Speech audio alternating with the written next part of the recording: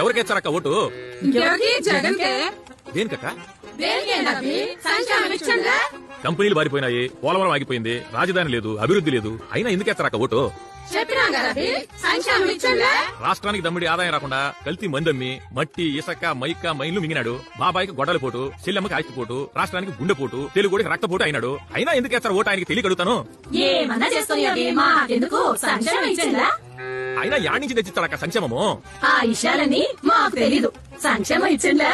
మీకు వచ్చే సంక్షేమం కన్నా రాష్ట్రంలో మీ ఆస్తి విలువలు కొన్ని వందల రెట్లు పడిపోయాయి. తెలీదా మీకు? యాడ్ నుంచైనా తెచ్చుకొని అవి మాకు దేనికి పథకాలు ఇచ్చోండ్లా? అక్క 1000 రూపాయలు అప్పిస్తే చక్కగా చీపులిక్కడి తాగి జగనన్నలాగా చిక్కటి చిరునవ్వు చిందిస్తా. అదేందక్క అట్టా కసురుకుంటారు? అప్పే కదా అడిగిందే. పైసా ఆదాయం లేకుండా పేకల దాకా అప్పులు చేసి తిరిగే సోమేరి ఎవడు? ఎందుకు ఇచ్చారా అప్పు? కంపెనీలన్నీ ధరిమేసి పైసా ఆదాయం లేకుండా